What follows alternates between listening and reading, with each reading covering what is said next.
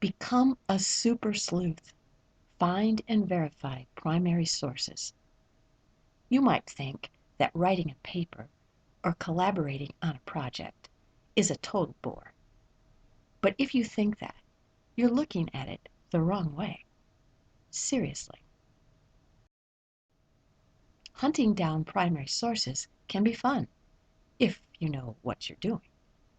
It's like finding the top prize in a scavenger hunt or winning the amazing race when others had no clue where to look or where to go. So, here are some tips to make sure you know what you're doing and that you know where to look. Let's pick a tough subject to embark on this adventure. Our goal is to find and verify images supporting a story about the Eiffel Tower, one of the world's great monuments, with this significant impediment working against us. We don't read or speak French. Where to begin? One thing we could consider is the expected lifespan of this massive tower. You might be surprised to learn that it was never supposed to last more than 20 years or so, and that a single vote spared its life. Seriously. It's because of that single vote we can still visit the Eiffel Tower today. Can you imagine what Paris would be like without this familiar landmark? Maybe you'd like to include Eiffel's original plans in your story about the tower. Or how about what the workers had to endure while erecting this massive structure? Were any of the parts prefabricated in Eiffel's workshop? What were the weather conditions like when the tower was being built? Where do you find this stuff? You can search Awesome Stories to determine whether we have a story about the Eiffel Tower. It turns out we do.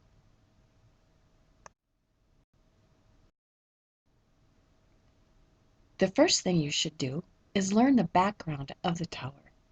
Then decide which primary sources you need to illustrate your take on the story. Suppose you want to determine whether the early concept drawings still exist. As it happens, they do, and they are really interesting. Where are they? Although a drawing is available at Awesome Stories, where our team has already done the hard sleuthing work, presume it isn't there. You're on your own to track it down. How do you find it?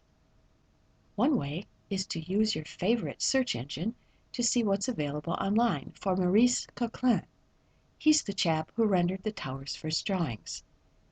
You know that because you learned it from Eiffel Tower, the original idea and sketch at Awesome Stories. In the search bar, type Maurice Coquelin plus Eiffel Tower. Look in the listings for what appears to be the most reliable source. On the first page, we find this: Origins and Construction of the Eiffel Tower, Tour Eiffel. It takes a few seconds to see that this website, also available in English, is the official website for the Eiffel Tower. There are so many great drawings at this site. We can even see how the tower takes form as it begins to rise above the city. However, nearly all of the drawings are very small. Suppose you want to see them in a larger format or to find where they originally appeared. Here's how you tackle that mission. Decide which images you want to study further. Use the right-click feature on your mouse, calling up View Image. Left-click on the image. Its URL will appear in the browser. Copy that URL. Paste it into the search engine's search bar and hit Enter. The search will return this statement or something like it. For matching images, try Search by Image. Click on Search by Image. Scroll down until you see Pages that include matching images. Reviewing those pages, you find one that says "A Century Exhibited, 1862 to 1878 Special Collections," located at the University of Glasgow. Click on its link.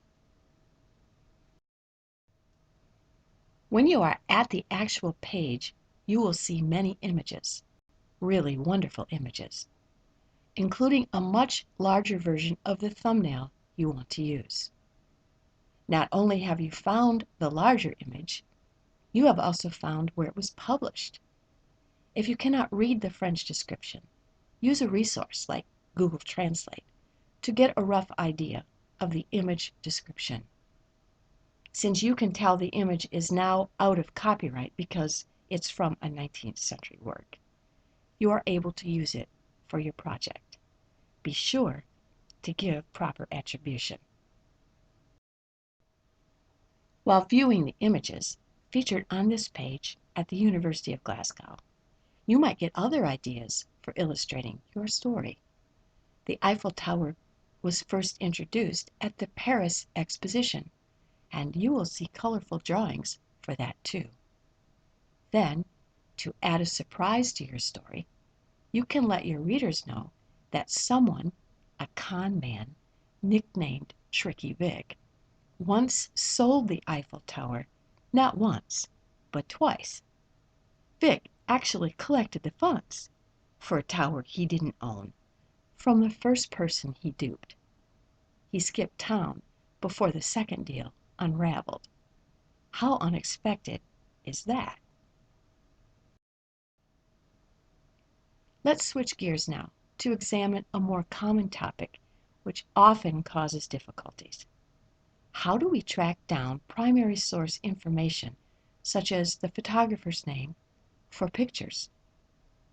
Following the same essential path that we use to locate the drawings of Eiffel Tower workers, we're going to find out who took the picture of Lyndon Johnson, LBJ, being sworn in as president aboard Air Force One.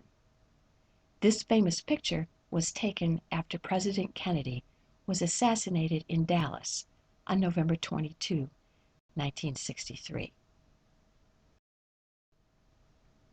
Use the search term LBJ swearing in to begin the quest. In the search return list, look for the most reliable sources. That's where you'll likely find needed information all in one place. The JFK Library Museum not only has the picture, it has everything we need to know about that picture. The photographer was Cecil Stoughton, then a member of the U.S. Army. We wonder, did Captain Stoughton take more pictures during LBJ's swearing in, beyond the famous press released photo? As it happens, Stoughton, working on behalf of the federal government, took 21 photographs during the swearing-in ceremony, although just one was released to the news media at the time.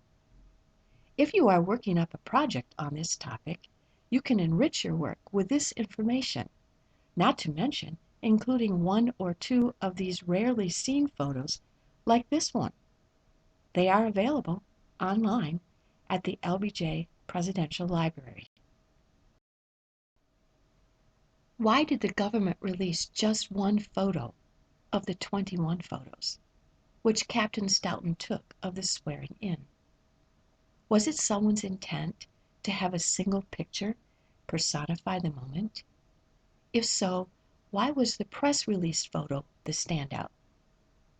President Kennedy's death in Dallas was an awful time in American history. Does the released image, more than the other 20, display that reality? Not a single person has the slightest hint of a smile on that photo. How does that compare with the other photos which are available for us to see? It doesn't matter if you don't have the actual answers to all of these questions. By raising the questions, you are causing your readers to think more deeply about what happened during the swearing in. You are encouraging them to explore more after they have finished reading your work. If you follow these sleuthing tips, you will not only find great pictures, you will determine the sources for them. Only when you truly cannot determine who created the work, photo, painting, drawing, illustration, should you say that the photographer, artist, illustrator is unknown. Your findings, plus all of your supporting primary sources, will help you to master even the toughest research and writing assignments. Then, get ready to enter the winner's circle as a victor of those difficult sleuthing events.